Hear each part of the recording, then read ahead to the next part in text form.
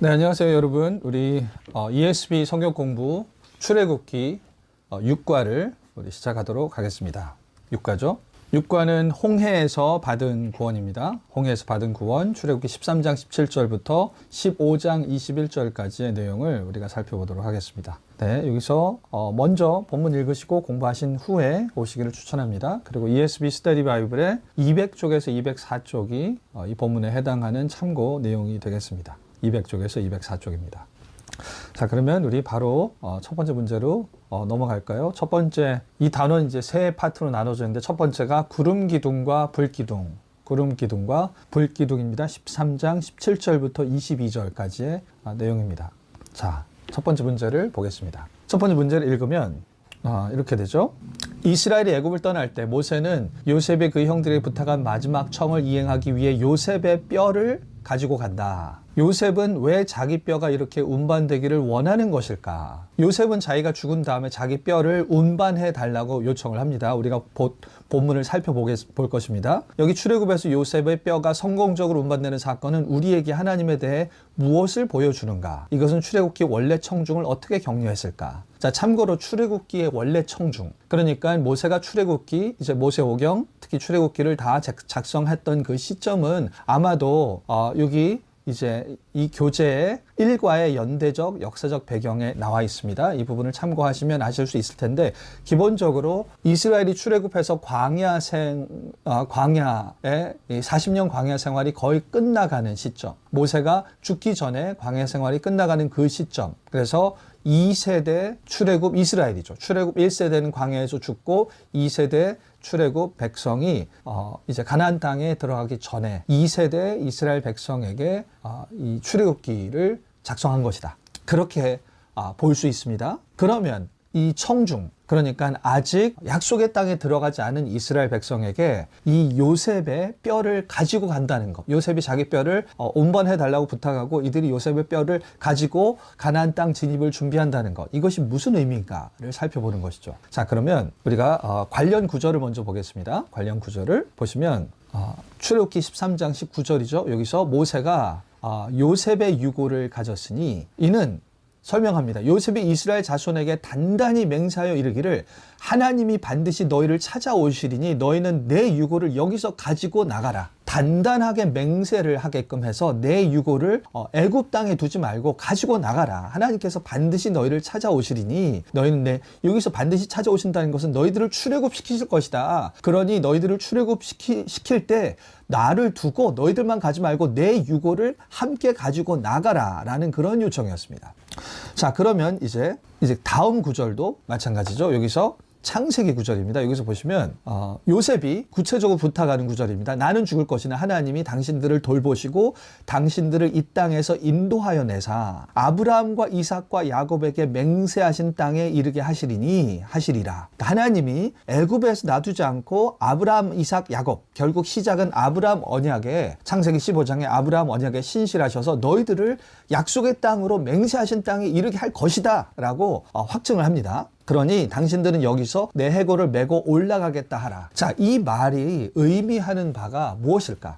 기본적으로 이 요셉의 이 청을 통해서 또 알 수 있는 것이 나는 하나님의 백성이고, 그리고 하나님의 백성이 있어야 할 곳은 하나님이 약속하신 땅, 곧 애굽에서 출애굽하여서 그 다음에 약속의 땅, 가나안 땅, 그곳이 하나님이 자신의 백성과 함께 있기로 하신 땅, 그곳이 하나님의 처소이고 하나님이 자기 백성과 함께 있기로 한 그곳에 내가 있겠다, 나도 그 가운데 있겠다라는 표현입니다. 자, 그러면 요셉은 하나님과 함께 있고자 하는 그 열망이 너무 강해서 본인은 어차피 죽어서 여기서 끝이지만 나의 뼈라도 그쪽에 있었으면 좋겠다라는 사후에 이루어질 수 없는 소망에 대해서 안타까운 마음으로 내 뼈라도 갖다 놔서 상징적으로라도 내가 그곳에 있게 해달라 라는 그런 부탁일까? 실질적으로는 나는 하나님의 땅에서 하나님과 함께 살지 못한다라고 여겼었던 것인가? 아니면 뼈를 그곳에 두면 나중에 부활할 것이다. 그래서 나도 그곳에 함께 살 것이다. 라는 부활 신앙이 있었는가? 라는 것이죠. 자, 부활 신앙이 있었던 것으로 추정을 합니다. 왜냐하면 이제 여기서 증거들이 이제 나오죠. 일단 신약을 우리가 보겠습니다. 신약에 해석하는 출애굽기 3장 6절을 예수님이 인용하시는 부분입니다. 여기서 지금 제가 띄운 마가복음 12장 26절, 27절은 사두개인들, 부활을 인정하지 않는 사두개인들과의 논쟁 가운데 예수님께서 아니다, 부활이 있다라는 것을 증명하시는 가운데 사두개인들이 인정하는 모세오경, 선지서들은 그들은 정경을 인정하지 않았죠. 그래서 이 모세오경에서 부활에 대한 확증하는 그러한 본문을 찾아서 예수님이 말씀하셨는데 그 본문이 바로 출애굽기 3장 6절입니다. 출애굽기 3장 6절. 그래서 여기서 이렇게 말씀하시죠. 너희가 모세 책 중 가시나무 떨기에 관한 글, 우리가 출애굽기 3장에 했었습니다. 가시나무 떨기 가운데 하나님께서 나타나셔서 모세에게 나는 스스로 있는 자니라 라고 스스로를 계시하시고 출애굽에 대해서 말씀하셨죠. 그때 이제 하나님께서 모세에게 이르시되 나는 아브라함의 하나님이요 이삭의 하나님이요 야곱의 하나님이로라 하신 말씀을 읽어보지 못하였느냐. 이때 기억나시죠?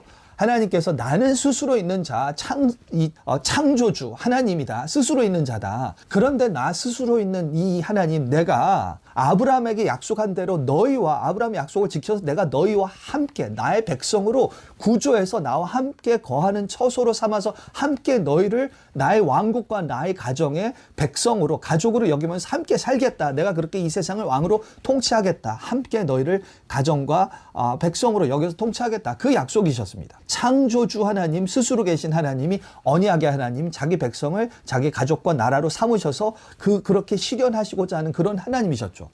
자, 그 하나님을 나타내는 게 내가 아브라함의 하나님이요 이삭의 야곱의 하나님이라 라고 이렇게 말씀하신 거죠. 자, 여기서 하나님은 스스로 계신 창조주 하나님이신데 그래서 자기 백성과 영원히 함께 있으실 수 있게 무에서 유로 자기 백성을 창조하신 이기 때문에 하나님이 나의 백성과 함께 있겠다라고 작정하신 이것은 내가 그들을 영원히 함께 살 수 있게 하겠다라는 영원한 생명에 대한 보장도 충분히 함께 있으리라 라고 우리가 추론할 수 있습니다. 하나님의 스스로 계신 자라는 하나님의 창조주의 위엄으로 봤을 때 그 하나님이 이들과 함께 계신다고 약속한다는 것은 너희들의 이 살아있는 생애, 짧은 생애 동안만 나와 함께 있고 그 다음엔 죽음으로 끝이다가 아니라 영원히 함께 있다라는 뜻으로 알 수 있죠. 추론할 수 있습니다. 근데 물론 죄로 인해서 하나님께서 죽음의 심판을 내리셔서 생명이 짧아지긴 했지만 하나님께서는 어차피 죄와 사망으로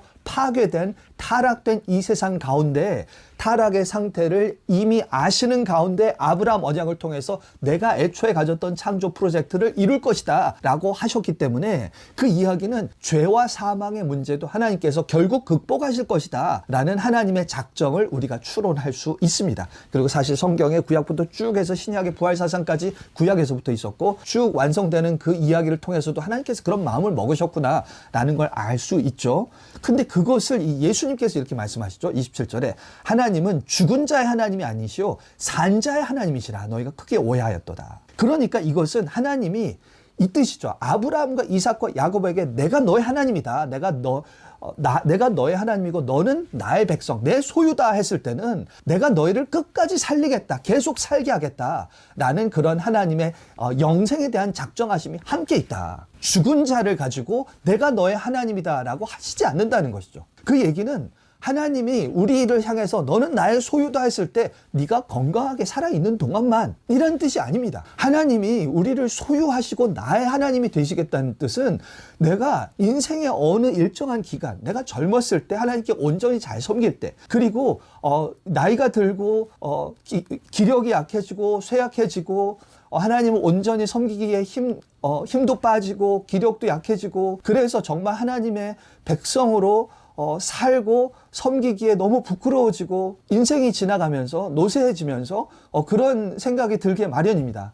이제 나는 하나님의 나라, 하나님의 백성, 하나님의 이 백성으로도 별로 자격 없고 그리고 잘 하나님 백성답게 못 사는 것 같다. 힘도 없고 이제 기력도 없고 할 일도 없고 그런 생각이 우리로 하여금 그러니 하나님이 나의 하나님이 되시는 것도 이제 하나님의 헌신도 약해지지 않을까? 그러한 생각과 마음이 들 수 있습니다. 근데 그런 식으로 생각하면 그렇게 살다가 죽어버리면 그러면 하나님이 이제 하나님과의 관계가 끝났다라고 생각할 수 있는데 그렇지 않다라는 것이죠. 하나님이 나의 하나님이다. 하나님이 아브라함과 이삭과 야곱의 하나님이라고 소유된 관계라고 얘기했을 때는 이들 내가 죽어도 끝이 아니고 노쇠에서 약해지고 병들고 죽어도 끝이 아니고 끝까지 영생을 줘서 내가 이들과 끝까지 함께하리라 라는 그러한 하나님의 작정의 표현이다. 그래서 예수님도 산자의 하나님이시다. 하나님의 언약적인 내 소유라고 말씀하셨을 때는 이들은 죽어도 죽은 것이 아니다. 하나님 품 안에 있는 것이죠. 아직 살아있는 것이다. 내가 이들을 끝까지 가지고 간다. 끝까지 살게 하리라 라는 그러한 하나님의 작정의 표현이죠. 그래서 히브리서에서도 자 여기서 이 두 히브리서 본문과 로마서 본문은 다 아브라함에 관한 것입니다. 아브라함의 신앙도 지금 히브리서 11장은 구약에 나타난 모든 구약의 이 백성들, 구약의 모두는 아니지만 구약의 신실한 믿음으로 살았던 그 백성들의 공통점은 다 그들의 삶은 비록 짧고 임시적이었지만 하나님이 그들의 삶의 임시적인 삶에서만 역사하시고 하나님의 성품과 뜻이 그 가운데서 끝나는 것이 아니라 하나님은 인생 역사를 향해서 하나님의 영원한 나라를 만드시고자 하는 그러한 프로젝트, 그러한 헌신을 가지고 계신 분이다 라는 그런 하나님을 믿었기 때문에 그래서 이 하나님의 프로젝트에서 나의 인생은 짧고 내가 기여하는 것은 아주 짧지만 결국 이 모든 것이 하나님의 영원한 나라로 완성될 것이고 나도 그 나라에 참여하게 될 것이다 라는 그러한 커다란 하나님의 프로젝트, 하나님의 영원한 하나님 나라에 대한 계획에 대한 믿음이 있었다. 그래서 자신의 삶에서 하나님을 충성하고 하나님께 헌신도 했지만 하나님이 이룰 미래를 바라보는 미래지향적인 믿음을 가졌다라는 것입니다. 그래서 그들이 약속을 받지 못하였지만 약속이 이루어지지 못하였지만 그것들을 멀리서 보고 환영하며 그 나라 하나님께서 완성하실 그 나라를 바라보며 나도 그 나라에 참여할 것이다 라는 그런 믿음을 가졌던 것이죠. 자, 그래서 아브라함도 마찬가지입니다. 여기서 내가 너를 많은 민족의 조상으로 세웠다 하신 것과 같이 그가 믿는 바 하나님은 죽은 자를 살리시며 없는 것을 있는 것으로 부르시는 이니라. 자, 죽은 자를 살리시고 없는 것을 있는 것으로 부르시는 이게 없는 것을 있는 것으로 부르신 이가 창조주 하나님입니다. 창조주. 이게 이제 이 모세에게 나타난 스스로 계신 하나님이 결국 없는 것을 있는 것으로 부르시는 그 하나님이죠. 같은 창조주 하나님입니다. 이 창조주 하나님은 이 하나님이 언약을 맺으셨다면 이 하나님은 죽음도 극복하신 분이다. 그래서 죽은 자를 살리시는 분이다 라는 그러한 하나님의 존재성에 대한 창조주 하나님이라면 자기 백성을 죽음에서도 살리셔서 영원히 영생을 주실 수 있는 그런 분이다 라는 그런 믿음을 가졌던 것이다. 바울도 이러한 믿음을 공유했던 것이죠. 자, 그래서 구약의 백성 아브라함 때부터 아브라함, 이삭, 야곱, 그래서 요셉도 그 하나님이 자기가 미리 이미 죽었지만 하나님의 처소로 정한 그 약속의 땅에서 하나님께서 나를 살리실 것이다. 그래서 자기 백성과 영원히 계실 것이다. 그 약속 미래를 바라본 것입니다. 그래서 그날을 바라보고 살았다라는 것이죠. 자, 여기서 이제 마지막 질문만 잠깐 드리면 이렇게 우리가 생각할 수 있습니다. 뭐냐면 그렇구나. 하나님의 계획과 뜻은 당연히 우리의 인생에 제한되지 않지. 하나님의 계획은 길고 멀리까지 진행되는 것이야. 그래서 하나님의 영원한 나라는 지금 우리가 누리긴 하지만 하나님께서 영원한 영광의 마지막 나라는 그 나라는 미래야. 그래서 미래를 그건 아는데 그 미래에 완성되는 그 나라를 꿈꾸며 현재를 살기는 힘들지 않을까. 아니, 현재 그 하나님의 나라의 모습이 현재 뭔가 내가 살아있는 이 동안에 뭔가 하나님께서 축복도 주시고 그 나라를 더 깊게 맛보게 하시고 현재적으로 나한테 무슨 이익과 내가 맛볼 수 있는 실질적인 이득과 이익이 있어야 이 삶을 열심히 살지, 그 나라를 위해서 살지. 완성의 미래만 바라보고 살기에는 그걸 가지고 현재를 열심히 살기에는 어려워, 힘들어 라고 생각할 수 있습니다. 그렇게 따지면 이 아브라함은 이삭을 낳고 그냥 이삭만 같이 산 게 그게 다였습니다. 그러니까 이 아브라함이 이렇게 생각할 수 있습니다. 창세기 17장에서 아브라함아, 너의 자손이 별과 같이 모래같이 많아질 것이고 네가 열방의 아버지가 될 것이다 라는 그 약속을 하나님께서 하셨지만 그 약속은 실질적으로 별로 생각 안 하고 일단 알겠습니다 하나님, 오케이 그렇게 한다 알겠어요. 하지만 나한테는 내 이삭과 같이 사는 게 중요합니다. 이삭. 왜냐하면 그것이 실질적으로 내가 이삭을 통해서 누리고 막 행복을 누리고 그게 더 중요한 거죠. 그렇게 생각할 수 있는데 아브라함은 이삭을 창세기 22장에 바쳤어요. 그리고 지금 여기서 로마서에서는 이삭이 태어날 것이라는 것을 이제 믿었는데, 이거 믿음을 어떻게 이제 하나님의 창조주 하나님, 없는 것을 있는 것을 부르시니 죽은 자를 살리시는 하나님을 믿었지만, 여기서 하나님이 자신의 삶에 이삭을 주시는 것이, 하나님이 이삭을 주실 것이다 라고 그 믿은 근거가 이렇게 얘기합니다. 여기서 내가 너를 많은 민족의 조상으로 세웠다 하심과 같으니 그가 믿은 바 하나님. 자, 내가 너를 민족의 많은 조상으로 세웠다. 창세기 17장입니다.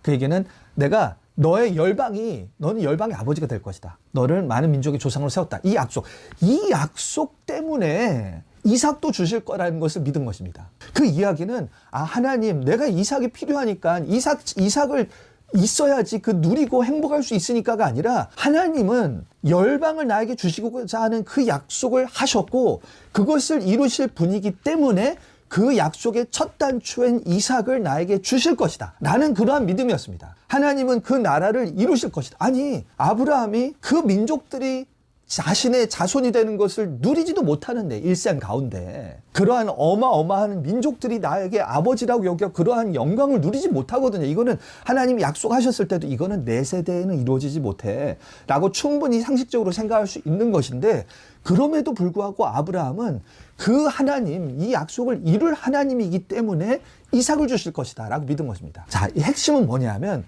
하나님이 이루실 미래의 나라에 대한 그것에 대한 소중함, 그것이 이루어져야 한다라는 그거에 대한 어떤 공감, 그거에 대한 헌신과 믿음, 그것을 이제 아브라함은 가졌다는 것이죠. 그래서 그 믿음의 일환으로 이삭을 주신 것이다. 그래서 우리는 우리 삶 가운데, 내 삶 가운데, 하나님, 내가 사는 이 가운데 꼭 하나님 나라가 많이 이루어져야 되고 뭔가 많이 누려야 됩니다라는 것, 그것보다 그것을 의지하고 살면은, 만약에 하나님이 우리 인생을 그렇게 휘황찬란하게 화려하게 인도하시지 않으면 우리 하나님한테 실망하고 원망하고 이스라엘 백성같이 그렇게 될 수 있죠. 우리에게 필요한 것은 하나님의 이 나라를 이루겠다는 하나님의 프로젝트 자체, 하나님 나라는 마땅히 이루어져야 합니다. 하나님, 지금 우리의 일생에서 이루어지는 진도가 느리다 하더라도 하나님 이 나라는 마땅히 이루어져야 되고 마땅히 이룰 것입니다. 그 완성을 나는 바라봅니다. 하나님의 이름이 거룩하게 여겨지고 하나님 나라가 이루어지는 것, 그것이 나의 목표입니다. 그래서 나는 이 삶을 살아도 그 나라를 바라보고 삽니다. 그러니까 내가 하나님 무엇을 내가 이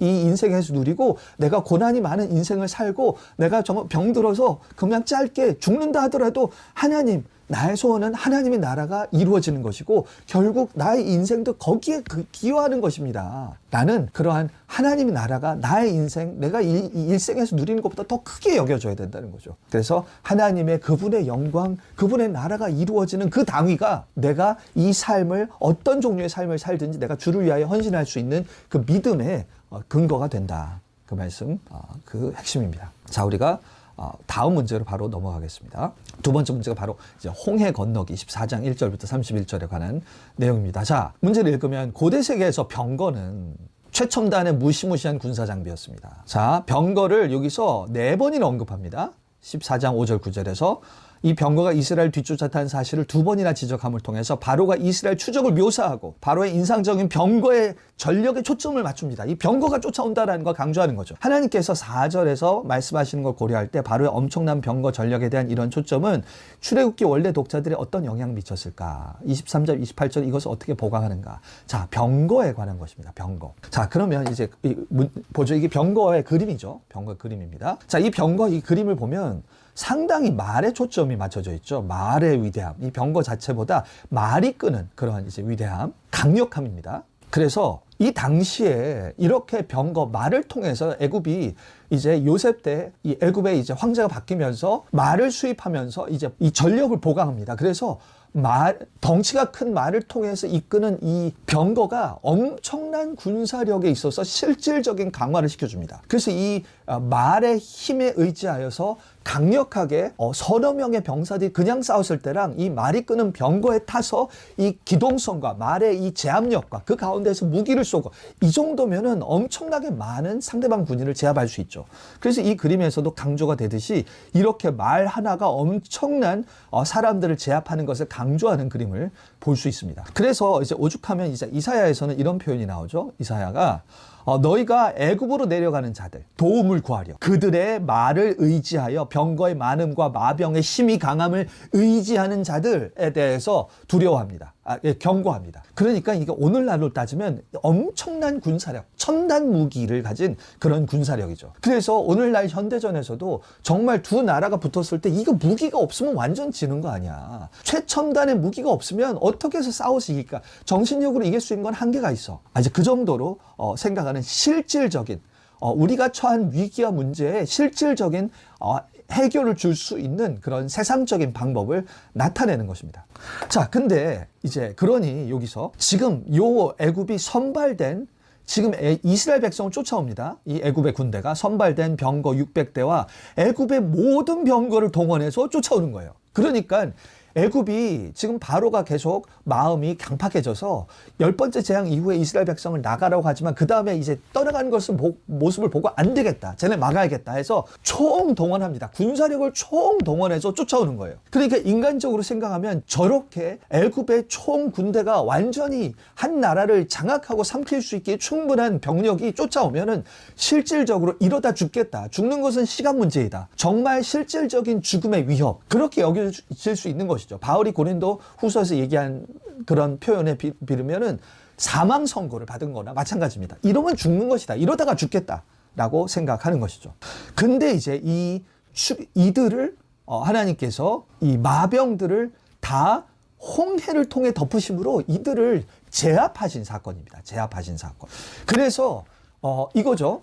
이 사건을 통해서 하나님께서는 애굽의 우상들, 애굽 사람들이 숭배하는 그런 우상들에 대해서도 열 재앙을 통해 심판하셨고, 우상들도 있지만 영적인 그 배후에 있는 그러한 이 영적인 세력도 그렇지만 실질적으로 타격을 줄 수 있는 군대, 이 군대들 커다란 적뿐만 아니라 실질적으로 타격을 입을 수 있는 정말 무서운 이 군대들도 총동원케 하셔서 하나님이 이 문제도 해결하실 수 있다. 이 군대도 하나님께서 다 덮으실 수 있다. 그러므로 우리가 두려워할 만한, 우리의 생존을 위협할 만한 모든 것, 이 당시 이스라엘 백성이 생각할 수 있는, 생존을 위협할 수 있는 모든 것, 가장 강력한 거 하나님께서 제압하실 수 있다. 로마서 8장 맨 끝에 보면은 이 피조 세상에 있는 모든 것들을 하나님께서 이기신다. 이 모든 것들로부터 어떤 것도 하나님의 사랑으로부터 끊을 수 없다라는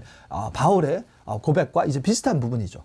그래서 이렇게 이들로 하여금 애굽으로 바로를 통해서 이 끝까지 최선을 다해서 전력을 다해서 이스라엘을 쫓아오게 하시고 그 하나님이 그 인간적으로 생각할 수 있는 가장 어려운 모든 적을 무찌름을 통해서 그렇게 내가 가장 전능한, 내가 너희를 모든 위험으로부터 이겨낼 수 있고 극복할 수 있는 그런 하나님이다 라는 것을 보여주셔서 하나님을 통해서 안전함과 안정감을 느끼게 해주신 것이다 라고 볼 수 있습니다. 자, 2장 두 번째죠. 두 번째 문제로 들어가겠습니다. 앞선 장들에 진술된 이스라엘의 구원 목적은 그들로 여호와를 섬기게 하는 것이었습니다. 근데 출애굽기 14장 11, 12절에서 이스라엘 자손은 하나님을 신뢰하고 모세를 따르는 것보다 애굽 사람들을 섬기고자 하고 과거와 현재의 갈망을 드러냈다. 이것은 하나님이 구원하신 사람에게 요구하시는 하나님의 영적 요구사항에 대해서 무엇을 암시하는가? 이 얘기는 하나님이 그 애굽을 섬기고 종노릇하는 자들을 데려와서 나를 섬기게 만들려고 하는 거예요. 근데 하나님께서 장자로 여기시고 하나님의 소유로 나를 섬기고 나와 함께 살고자 하는 이 자들이 처음에 봤을 때는 애굽에서 불쌍하게 그러한 힘든 종살이를 해서 신음소리를 내서 부르짖고 불쌍한 나의 아들, 애처로운 피해자 나의 아들. 그래서 하나님께서 정말로 얘는 구조가 필요해. 구조만 해주면 나를 잘 섬길 것 같아. 이렇게 악인에게 압박을 받아서 피해자인 것이지 이들은 구조만 되면 잘 섬길 거야.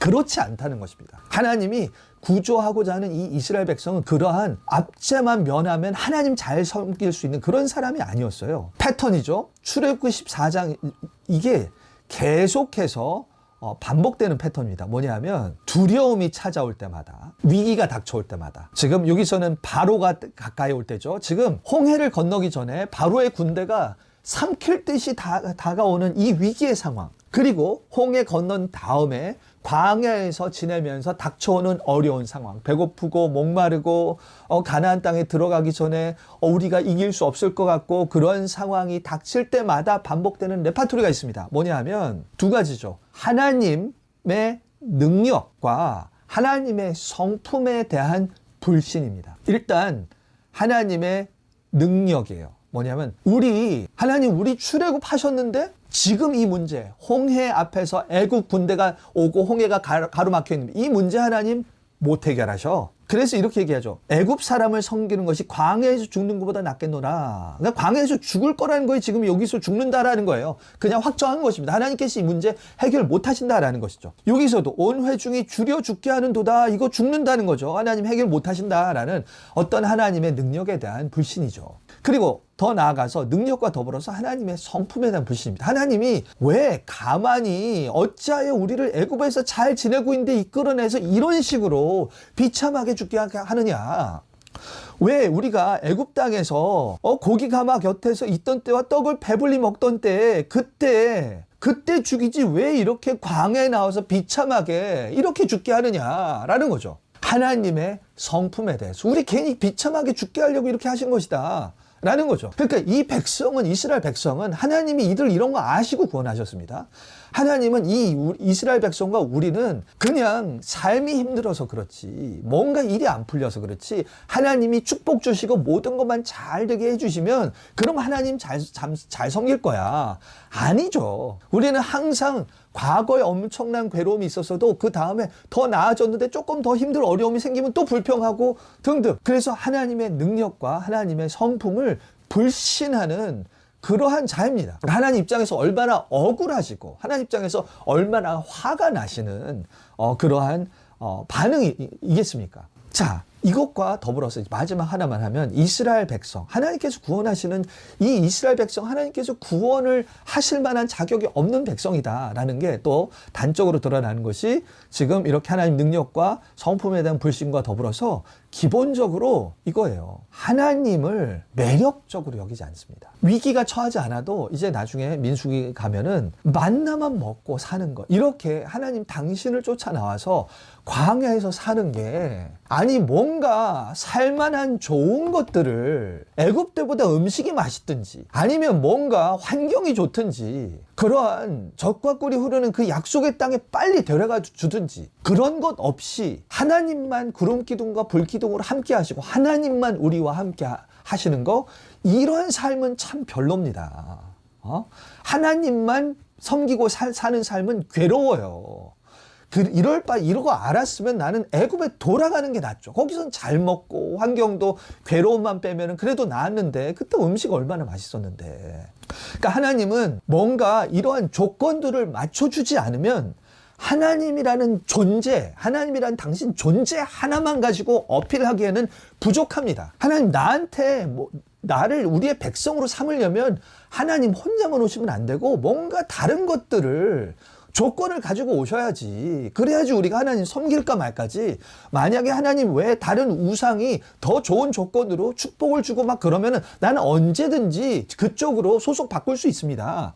이런 거죠. 이러한 이스라엘 백성입니다. 그리고 우리도 이런 모습이 충분히 있을 수 있습니다. 뭔가 하나님만 가지고는 부족하다. 하나님이 동행하시는 거 알겠고 하나님이 나와 함께 하시는 것도 알긴 하겠는데 그것만 가지고 안 됩니다. 어느 정도 축복이 있어야죠. 아까 아브라함 얘기할 때도 마찬가지입니다. 하나님의 나라, 하나님 그 자체, 그것을 바라고 소원하는 거, 그것만 가지고는 너무 삶이 척박해요. 뭔가 실질적으로 이루어지는 게, 누리는 게 있어야죠. 이거 완전 이스라엘 백성과 똑같은 육신의 마음이죠. 반면 이제 모세는 달랐습니다. 모세는 여기서 하나님이 내가 너희들과 함께 가지 않겠다. 내 천사를 보내느니 그들이 약속의 땅으로 인도하겠다.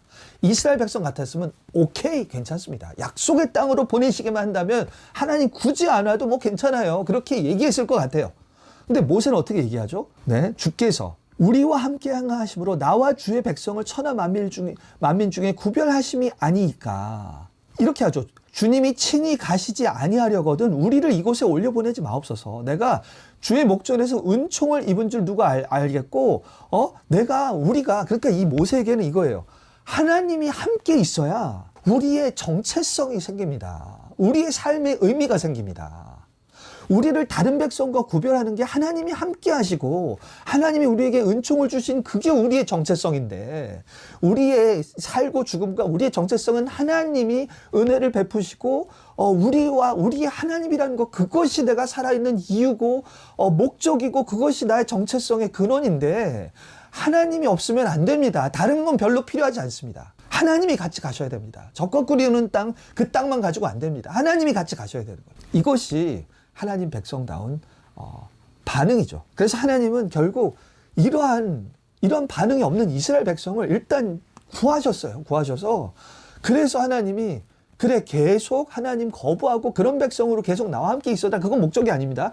일단 자격 없고 이 마음이 이 완악한, 목이 곧고 마음이 완악하고 마음이 돌과 같아서 하나님의 능력과 성품을 불신하고 하나님에 대해서 매력을 도저히 느끼지 못하는 이 마음의 수건이 가려져 있는 그러한 자들, 이런 자들을 데리셔서 결국 모세와 같이 결국 하나님의 백성으로 나중에 만드시고자, 아직 맹인과 같은 백성을 데리고 나와서 아직 하나님의 아름다움과 성품과 그걸 모르는 그런 맹인과 같은 그런 이스라엘 백성을 데리고 나온 것이죠. 그러니까 자격이 없는 자들을 하나님 백성으로 만드시겠다라고 작정하셔서 데리고 나오신 것입니다. 그래서 3번 문제 이어서 합니다. 출애굽기 14장 13, 14절에서 여러분은 백성들의 두려움에 대한 모세의 반응을 어떻게 요약할 수 있겠습니까?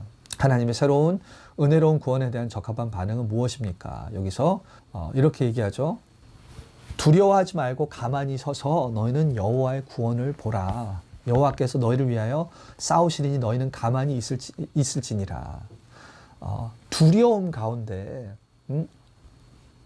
자, 하나님의 능력과 하나님의 성품을 불신하는 이스라엘 백성이 처음에는 그럴 수 있다 쳐요. 그죠? 근데 하나님께서 열재앙으로 충분히 보여주셨어요. 그러니까 하나님은 항상 우리에게 객관적으로, 우리 모세 부르셨을 때도 마찬가지로 객관적으로 느끼는 우리의 나약함 때문에 느끼는 그런 두려움과 그런 부분들에 대해서 하나님께서 그냥 하나님이 능력을 또 보여주십니다. 보여주셔서 하나님을 믿을 수 있게 계속 증명을 해주세요. 근데 문제는 이제 우리의 완악한 마음 때문에 그게 계속 그럼 여전히 그럼에도 불구하고 불신하고 그런 것이죠. 그러니까 이 열재앙까지 다 충분히 보여주셔서 하나님께 충분히 보여주셨는데 이스라엘 백성이 또 원망하고 홍해 앞에서 또 이렇게 원망하니까 하나님이 또 봐라, 내가 보여줄게. 너의 하나님의 능력과 성품에 대해서 아직 못 믿겠어? 내가 또 보여줄게. 진짜 요번에는 애굽 군대가 전 병력으로 와서 정말로 이것은 확실하게 너희가 죽어서 도저히 못 일어날 것 같고 못 극복할 것 같은 이 상황을 내가 허락한 거야. 이 가운데 내가 보여줄게. 그래서 네가 내 능력을 의지하고 내 성품을 알 수 있도록 내가 더 증명해 줄게. 그러니까 하나님께서 계시하여서 증명해 주는 사건입니다. 하나님은 일단 보여주시고 우리의 불신앙을 도와주시기 원하시는 그런 분이시다. 그래서 이렇게 이 4번 문제도 같이 연결이 됩니다. 이게 이제 바로가 전군을 다해서 쫓아오는 것이 이스라엘 백성에게는 하나님께서 내가 이 모든 인간적으로 가장 위협적인 이 모든 이 병력과 위협을 내가 해결하는 능력을 너에게 보여줄게 라고 하시는 거죠.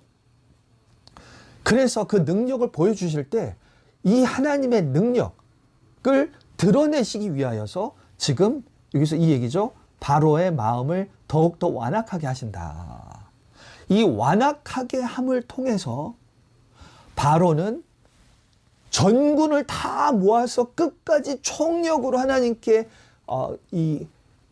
대항하는 그러한 결정을 해서 그렇게 저항하게 되고, 그래서 하나님은 너희들 이렇게 얘기할 수 있잖아요. 하나님이 바로가 최선을 다해서 전구를 모아서 공격하지 않고 소수 수비대나 아니면 이 돌격대만 보내면, 하나님께 그걸 제압하면 하나님 잘하셨습니다. 하나님 이기셨어요. 하지만 이들이 전력을 다해서 최대한으로 공격하면 하나님 못 막으실걸요. 그러한 하나님에 대한 불신의 싹을 없애기 위해서 바로의 이 완악함을 통해서 전군을 다 모아. 그래서 최선을 다해봐. 최선을 다해서 반역해봐. 이 악의 세력을 최선을 다해라. 그래서 내가 그것을 이기면 하나님이 어떤 악도 제압하실 수 있구나. 하나님이 어떤 악도 이기실 수 있구나. 라는 하나님의 능력을 드러내실 수 있으니까. 그런 거죠. 그래서 지금 결국 이렇게 말씀하시죠. 영광을 얻을 것이다. 이 제가 빨간색으로 표현한 게, 하나님께서 군대로 말미암아 영광을 얻어 내가 여호와인 줄 알게 하느라. 여호와인 줄 알게 한다. 스스로 있는 자인 줄 알게 한다. 창조주 하나님인 거 알게 한다. 이 피조 세상에 있는 어떠한 것도 하나님의 손을 막을 수 없고 하나님의 작정을 막을 수 없다라는 것을 알게 한다. 그러기 위해서 피조 세상에 있는 가장 강한 능력, 가장 강한 세력 오라 그래. 힘을 다 모아서 오라 그래. 그래야 창조주 하나님이 이들을 제압하실 수 있다라는 나의 여호와됨, 스스로 있는 자됨, 창조주 능력의 하나님됨, 진정한 세상의 통치자 왕됨을 드러내서 이 세상 가운데 하나님의 이 능력을 드러내고 하나님의 백성에게는 그래서 나에게 의존하고 하나님의 능력과 성품을 의존하는 믿음을 도와주기 위해서 이렇게 말씀하시는 것입니다. 자, 5번 문제입니다. 출애굽기 14장 22절과 29절은 거의 똑같은데 이 두 구절 사이에 오는 것을 강조하기 위해 사용된 문학적 장치이다. 23, 28절은 무엇을 강조하고, 자, 이게 뭐냐면 이겁니다. 이거 본문을 바로 보시는 게 나을 거예요. 자, 여기서 보면 본문을 보시면 이거죠. 22절에서 이렇게 합니다. 이스라엘 자손이 바다 가운데를 육지로 걸어가고 물은 그들의 좌우에 벽이 되니. 요거죠. 이게 또 나와요. 끝에. 이스라엘 자손은 바다 가운데 육지로 행하였고 물이 좌우에 벽이 되니. 그러니까 여기서 핵심은 물이 좌우에 벽이 된 거예요. 이 덮고 있어야 되는 물을 제압하셔서 서 있게끔 벽이 되게 하셔서 마른 땅을 만들어 놓으시고 거기를 지나간 것입니다. 거기. 자, 이 사건 자체가 강조하는 것은 뭐냐면 지금 어떻게 됐죠? 지금 이 좌우 벽이 어떻게 생겼죠? 모세가 바다 위에 손을 내밀면 여호와께서 큰 동풍으로 바닷물을 물러가게 이렇게 미셔서, 바닷물을 미셔서 가운데 육지가 생기게 된 거죠. 물이 갈라져 바다가 마른 땅이 되니라. 자, 이게 무엇을 나타내냐면, 이것이 나타낸 바가 무엇이냐면 이스라엘의 출애굽, 하나님이 창조주 하나님이라는 뜻이에요. 창조주 하나님이다. 구체적으로 창세기에 보시면 아까와 똑같이 이렇게 나오죠. 하나님의 영, 아까 바람과 하나님 강한 동풍이 있죠. 바람과 영과 같은 단어입니다. 히브리어로. 영이 창조 때 수면에서 운행하시다가 하나님의 창조하실 때 물로 나뉘게 하세요. 물이 있는 물을 아래 위로 나눠서 궁창을 만드시고 밑에 있는 물을 밀어서 땅을 만드십니다. 그죠?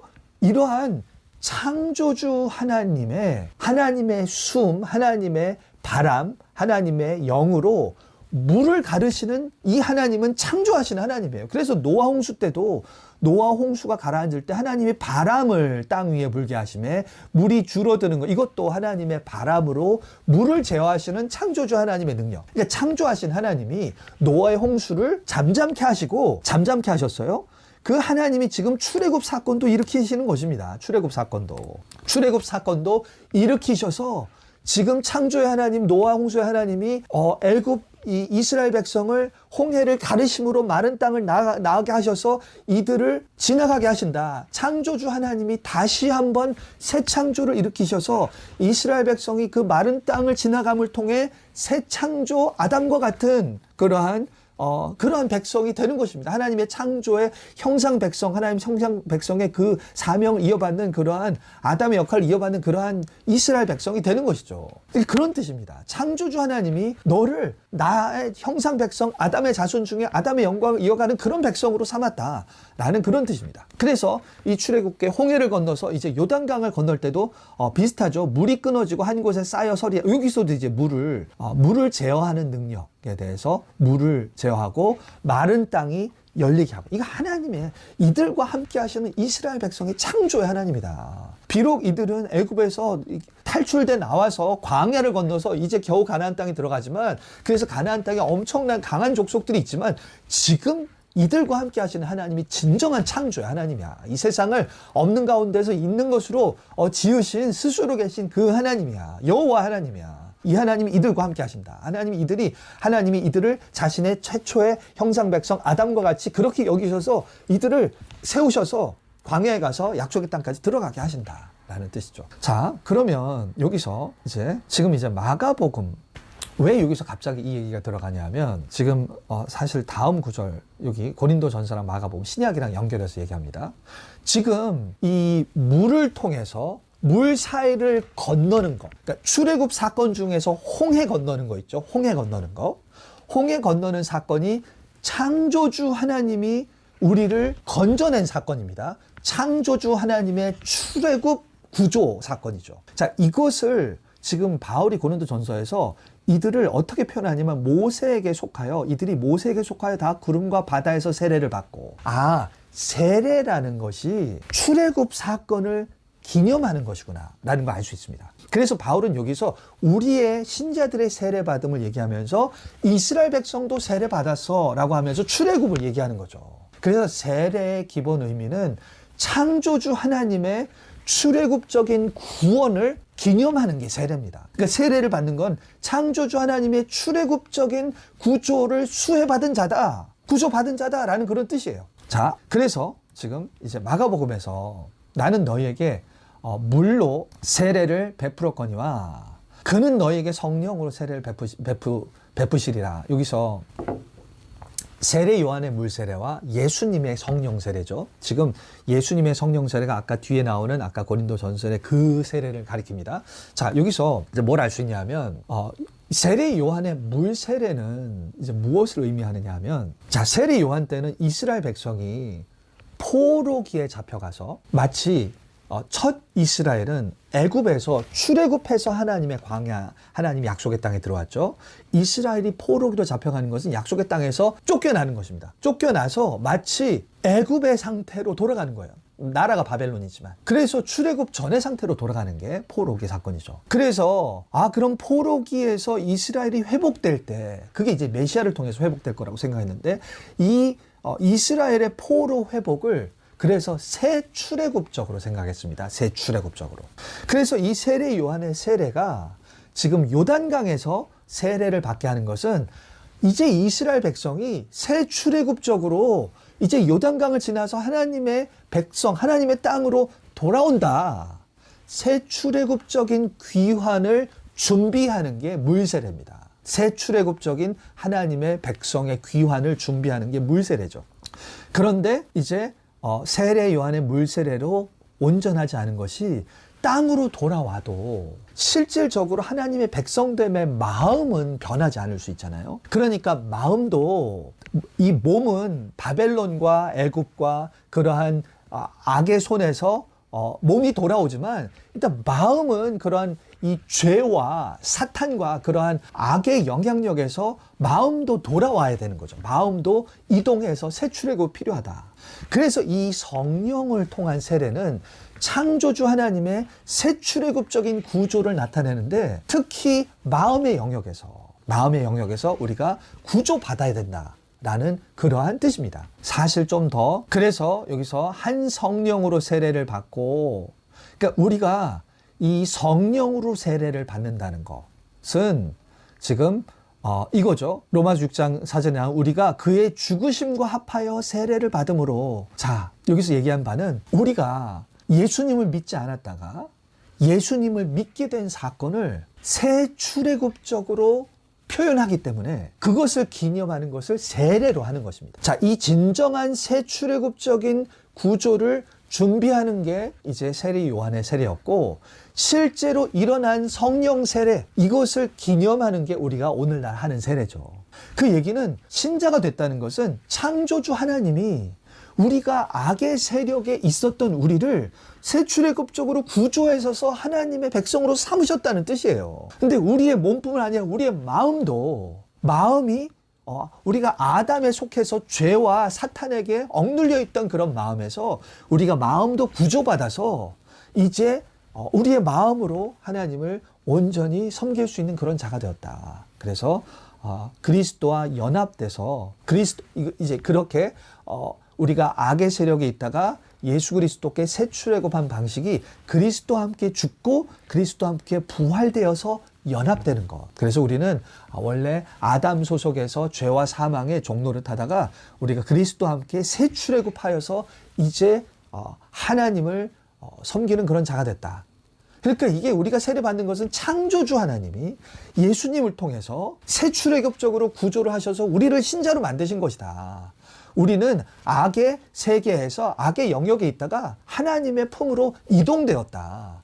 우리가 존재론적으로 이동된 것입니다. 소속이 이동됐다라는 그러한 뜻입니다. 그래서 정리하면 출애굽에서 물을 제압하시고 가른 사건, 세례로 기념할 만한 그 사건은 창조주 하나님의 물을 통해 이동하신 사건이고, 그 창조주 하나님의 출애굽 사건이 우리에게 영적으로 예수님의 새 출애굽적으로 나타내서 우리가 이제 옛 영역의 바로와 같은 아담 제국에서 바로와 애국과 같은 죄와 사망의 종노릇하던 가운데 우리가 새 출애굽을 하여서 예수 그리스도께 속하게 되었다. 그것을 나타내는 것이 세례다. 그런 의미죠. 자, 그러면 이제 마지막이죠. 세 번째 단락입니다. 모세의 노래죠. 모세의 노래가 이스라엘 찬양 중에서 대부분 21절에 반복적인 노래가 나타나듯이 이스라엘의 원수에 대한 하나님의 파괴적인 심판. 자, 이걸 어떻게 적용할 수 있을까? 이것도 자, 이제 모세의 노래를 보겠습니다. 모세의 노래를 보면 여호와가 용사라고 그래요. 여호와가 용사다. 여호와가 용사라서 여호와 주의 오른손이 권능으로 영광을 나타낸다. 하나님의 강한 오른손, 출애굽 사건 하나님의 오른손입니다. 위엄으로 능력으로 바람을 일으켜서 오른손을 드신즉 땅이 그들을 삼켰다. 이 모든 것이 창조주 하나님의 능력이 발휘된 사건이라는 뜻이죠.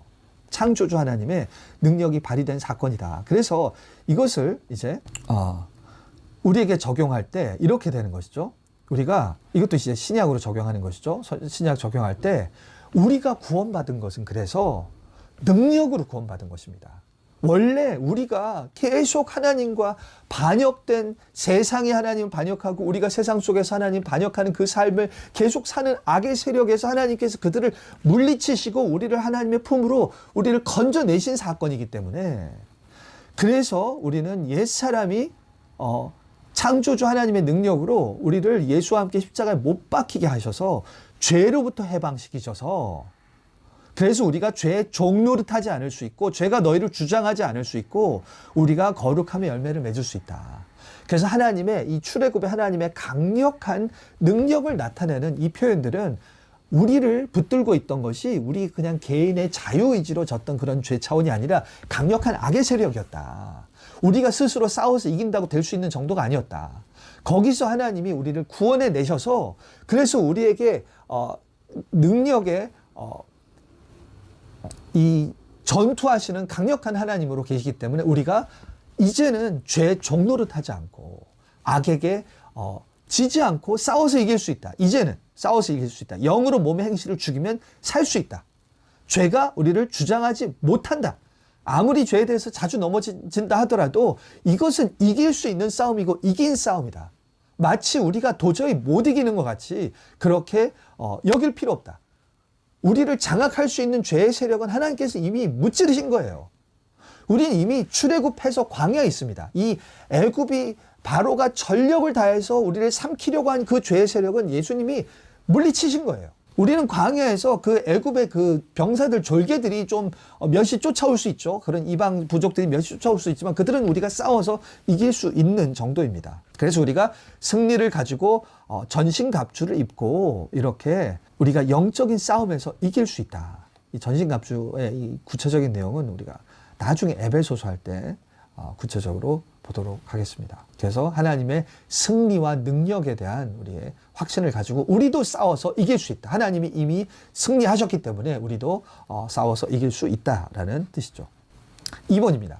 자, 심판이 어떻게 하나님이 애굽에 대한 하나님의 심판을 회상한 후에 13, 17절은 이스라엘이 약속의 땅에 들어갈 수 있도록 이 심판이 어떻게 가나안 땅의 민족들과 그 주변의 민족들에게 하나님의 권능을 두렵게 인식하도록 할지를 묘사한다. 자, 이 출애굽 사건이 이제 근거가 돼서 앞으로도 과거에 보여주신 하나님이, 그죠? 여기서 과거에 보여주신 하나님의 신실하심이 하나님의 백성이 미래에 관련해서 하나님을 신뢰할 수 있는 근거로 제시된다. 과거의 사건이 미래에 대한 신뢰의 근거가 된다는 것입니다. 이 그리스도인에게 있어서는 어떠한 모습일까? 지금 출애굽기에서도 보면 파란색을 통해서 보시면 알겠지만 주께서 구속하신 백성을 인도하시되 주의 힘으로 그들을 주의 거룩한 처소에 들어가게 하시나이다. 지금 하나님의 출애굽은 출애굽에서 애굽을 제압한 다음에 광야 끝이 아니라 가나안 땅, 약속의 땅에 들어가게 하실 것이다. 출애굽을 하셨다면 출애굽의 목표인 가나안 땅에 들어가게 하실 것이다 라는 미래에 대한 기대를 출애굽하신 이 사건, 과거의 사건을 근거로 미래에 대해서 소망을 가질 수 있는 것입니다. 그래서 주께서 그 백성을 인도하사 그들을 주의 기업에 산에 심으실 것이다. 자, 이거 어떻게, 아니 과거의 사건은 과거의 사건이지 이게 어떻게 미래의 사건에 대한 근거가 될 수 있을까? 자, 이게 아까 이 문제가 그리스도인에게 적용되는 문제였죠. 이것은 로마서 5장 9절 10절과 로마서 8장 32절에 아주 명확하게 나옵니다. 뭐냐 하면 이거죠. 이 구절의 내용을 보면 이제 우리가 그의 피로 말미암아 의롭다 하심을 받았으니 더욱 그로 말미암아 진노하심에서 구원을 받을 것이다. 우리가 원수 되었을 때 그의 아들의 죽으심으로 말미암아 하나님과 화목하게 되었은즉 화목하게 된 자로서는 더욱 그의 살아나심으로 말미암아 구원을 받을 것이다.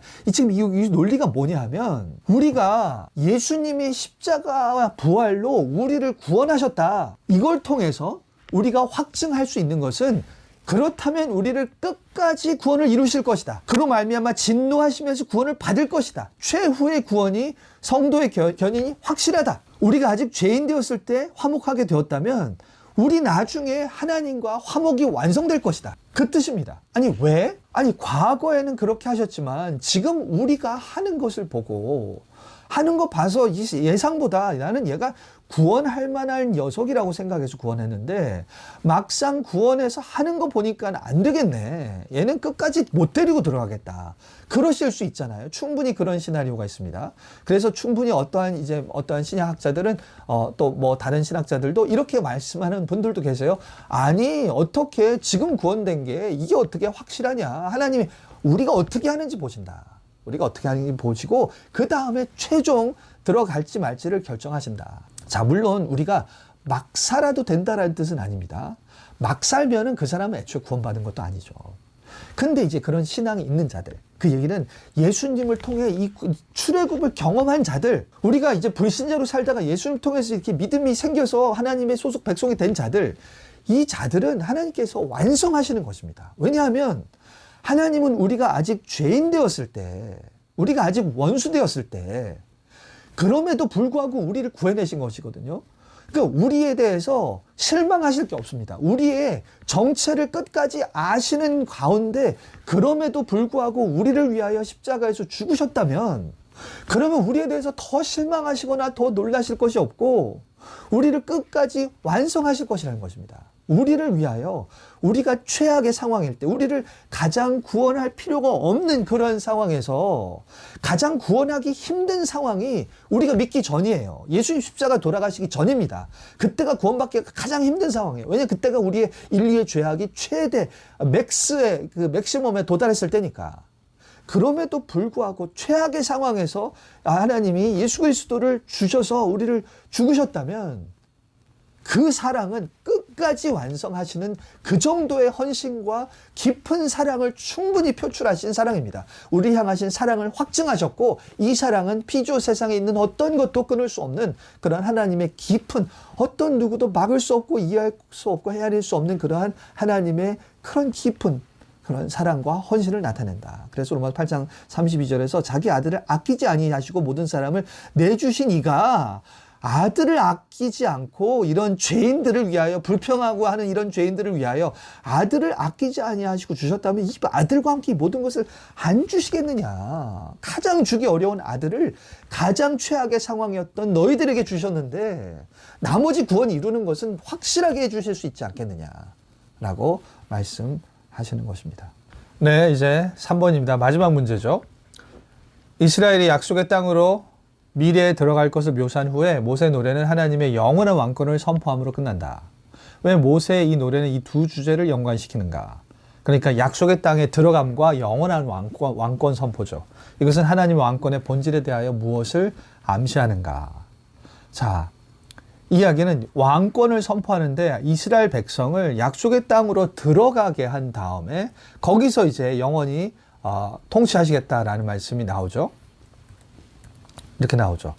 주께서 백성을 인도하사 그들을 주의 기업에 산에 심으시고 여호와의 이는 주의 처소를 삼으시려고 예비한 것이다. 여호와께서 영원 무궁토록 다스리시도다.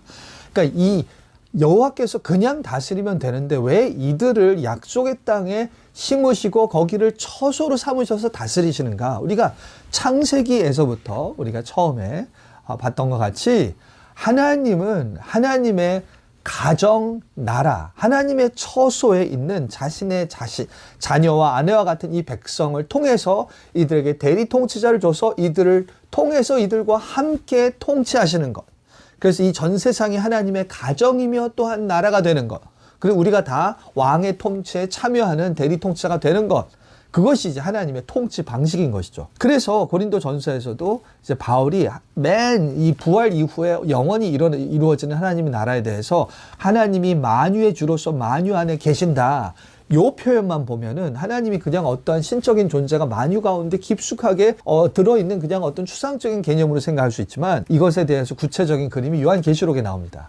그때는 새 예루살렘 성이 하나님으로부터 하늘에서 내려오는데 신부가 남편을 단장한 것 같이, 그죠? 이 교회를 나타내는 거죠. 하나님의 백성이 신부와 같이, 하나님의 남편 되신 하나님의 신부와 같이 그 장막에 그들과 함께 거하셔서 이 관계성은 그들은 하나님의 백성이 되고 하나님은 친히 그들과 함께 하셔서 구약에서부터 계속 출애굽 때부터 계속 선지서부터 나는 그들의 하나님이 되고 그들은 나의 백성이 될 것이다.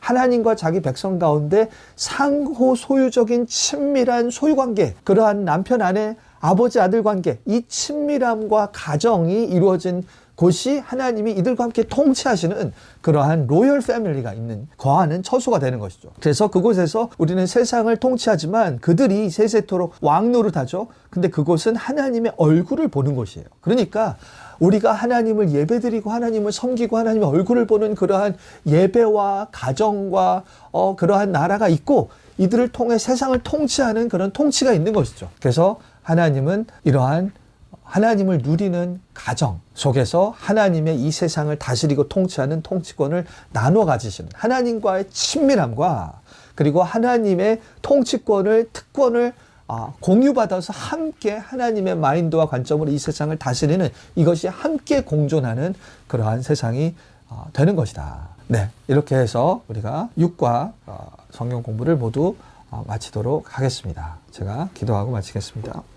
하나님 감사합니다. 하나님 육과를 통해서 하나님의 이 이스라엘을 출애굽시키신 사건, 특히 홍해를 가르신 사건은 하나님 우리를 하나님과 하나님의 백성을 위협할 수 있는 가장 커다란 이 세상에 있는 피조 세상의 어떠한 것도 아무리 모든 악의 세력이 모든 능력을 다 집결하여 하나님께 대항한다 하더라도 하나님께서 능히 이기실 수 있고 하나님 능히 통치하신 하나님의 왕권과 하나님의 전능하심을 보여주셨고 그렇게 하나님을 드러내심과 동시에 그 하나님의 능력의 드러나심은 자기 백성에게 그리하여 너희가 나를 경배하고 나에게 의지하여 하나님 백성대로 살라고 우리의 믿음을 도와주시는 그러한 사건임을 하나님 알려주셔서 감사합니다. 하나님 우리 자신과 하나님 이 세상과 우리 자신의 시선을 고정시키지 않고 창조주 하나님, 그 하나님이 이룰 나라, 그 하나님 보여주신 위엄에 하나님 우리의 모든 이러한 시선이 집중되게 하여 주셔서 우리가 하나님께 하나님의 영광에 사로잡힌 자, 하나님의 위엄과 하나님의 나라에 초점을 맞춘 그러한 믿음으로 우리의 삶을 살아서 비록 우리의 삶의 내용, 우리가 하나님의 나라에 기여할 수 있는 부분은 적지만 그럼에도 불구하고 하나님의 나라를 소원하고 하나님의 나라가 이루어질 것을 소망하는, 그렇게 하나님 나라를 소망하고 그 나라에 속한 그런 백성이 될 수 있도록 우리 각자에게 그런 하나님 나라 비전을, 하나님의 왕되심을, 주권을 하나님 알려주시고, 하나님 그 비전이, 하나님 되심이 우리 마음속에 세워져서 하나님 우리가 성령을 통해 하나님의 진정한 마음으로 하나님을 섬기고 하나님 나라를 품는 자들 될 수 있도록 주님 우리 모두를 붙들어 주시옵소서. 주께서 말씀을 통해 우리 각 사람에게 말씀하시고 마음에 새겨주실 줄 믿사오며 감사드리고 모든 말씀 예수 그리스도 이름으로 기도드리옵나이다. 아멘.